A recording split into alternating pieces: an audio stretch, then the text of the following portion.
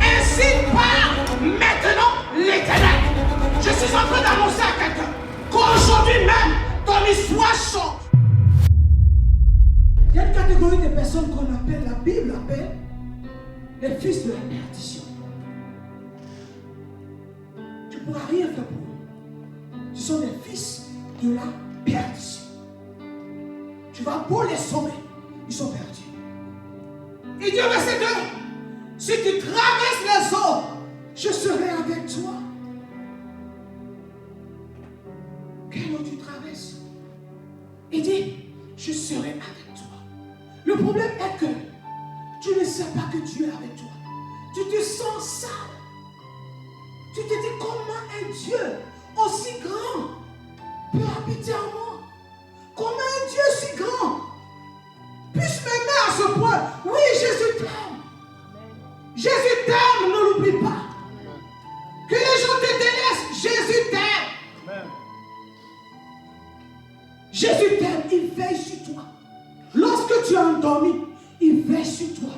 À ce qu'aucun mal ne t'arrive. Il dit, je serai avec toi. Et les fleuves ne te submergeront point. Tu marches dans le feu. Si tu marches dans le feu, tu ne te brûleras pas. Et la flamme ne t'embrassera pas. Alléluia. Moïse a vu ce feu. Alléluia. Sur le mont Sinaï. Il a vu ce feu. Il regarde. Il dit, mais quel est ce feu qui brûle, mais qui reste intact? Il était stupéfait. Il regarde. Moïse dit, mais quel est ce feu? Bien-aimé, il y a un feu en l'Éternel que tu pries. Un feu. Alléluia. Élie a expérimenté ce feu en face des 400 prophètes de Baal et 450 d'Astarté. Ça fait 850 prophètes de Jézabel. Élie a invoqué le feu et le feu a descendu. Je vais dire à quelqu'un que il y a le feu de Dieu et il y a ce qu'on appelle le feu étranger. Le feu étranger est limité. Le feu étranger peut brûler, mais il n'a pas la capacité que le feu de Dieu a. Amen. La Bible dit que Élie va poser l'holocauste. Il va poser les pierres et le bois dessous. Élie va demander qu'on arrose tout ceci avec de l'eau. Qu'on émerge avec de l'eau. Pour qu'on ne dise pas quelque chose. Parce qu'il y a feu et puis il y a feu. C'est toi qui joues avec le feu de Dieu. La Bible dit lorsque eux, ils ont invoqué leur Dieu n'a pas répondu, ce n'est pas mon message. Mais je vais accentuer sur ce feu.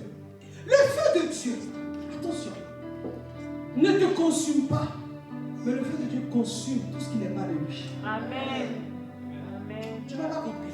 Amen. Le feu de Dieu ne brûle pas ceux qui appartiennent à Dieu. Alléluia. Jamais. C'est pourquoi souvent on dit que le feu de Dieu brûle en moi. Quand tu es sûr que si le feu de Dieu consumait, toi tu allais demander au feu de Dieu de brûler en toi. Le feu de Dieu est destiné aux enfants de Dieu. Amen. Le feu de Dieu est pour réparer ce qui n'est pas de Dieu en nous.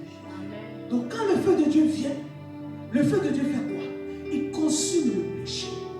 Il consume l'échec. Il consume la malédiction. Amen. Le feu vient consumer la limitation qu'on t'a fixée. Mais ce même feu-là ne te consume pas. Pourquoi? Parce que tu es le temple de Dieu. Amen.